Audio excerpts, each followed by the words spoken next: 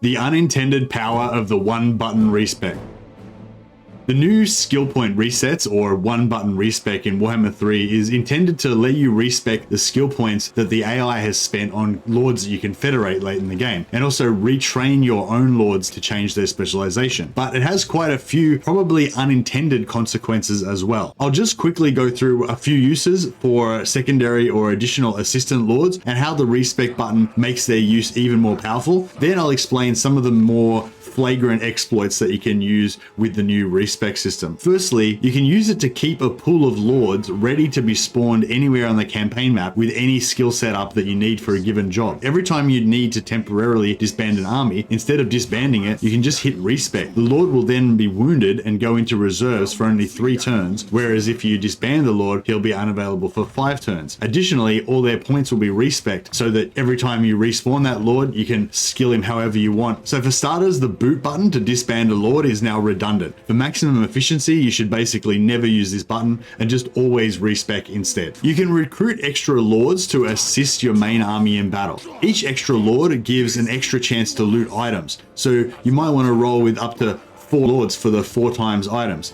Additionally, of course, these other 3 extra lords are also gaining experience and skill points. If you're using a number of armies like this, it does cost some extra gold, and sometimes it's safer or more efficient to disband the extra lords temporarily. You might want to use a secondary army to occupy a settlement so that your main army can move on to the next target. If this army gets left behind, you can just respec it to disband the slow army and recruit a new army later at the front lines. You might want to use an extra army to lure an enemy into attacking while your main army's in ambush, or to give you extra attack range on the following turn so you can reach that next settlement. In these cases, you may not want the secondary army to be in force march. As long as you have at least 1 unit in the army, you can respec to switch lords. Even though they move to their maximum force march distance, you can then take the new lord out of force march so that they'll be able to retreat if needed. You can also use this to occupy sacked settlements that are within force march range. If you've already sacked the settlement that turn, it'll have no zone of control, so an army can force march right up to it. If you're adjacent to the settlement, inside the 0 movement circle around the settlement, that's the range at which you can move in and out of the settlement without using any movement. You can then quickly respec your lord, as long as you have at least 1 other unit in the army, then switch the new lord into normal stance, and then occupy the settlement even though you have 0 movement because you're right next to it. If you want to get into really dirty exploits, you can force march a lord,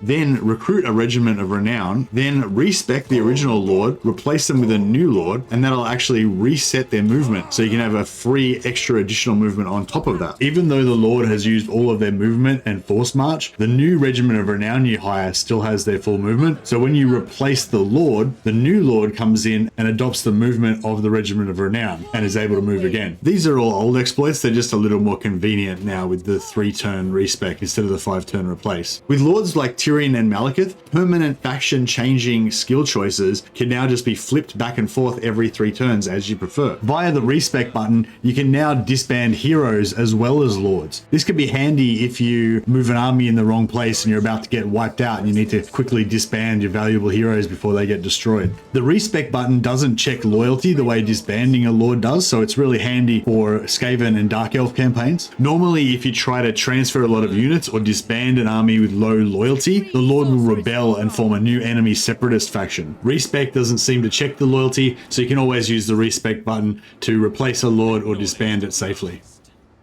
But the true unintended power of the respec is the ability to respec Dark Elf names of power. Just get to level 10 with your Dark Elf Lord or Hero, choose your random name of power. If you don't like the choices that you get, just respec, and 3 turns later, you can choose again. Now every Dark Elf Master can have either the Hunger or Regeneration. Never settle for anything less. Of course, just remember not to respec your character again by accident once you've got the name of power that you want. Overall, the new respec button is convenient for respecing Confederated lords where the AI has spent the skill points incorrectly, which was a highly requested feature, but it's also highly effective at a host of new exploits and cheeses. It's also effective at making all of your previously permanent and important meaningful skill choices a bit less meaningful and important, but all the new campaign tricks are fun.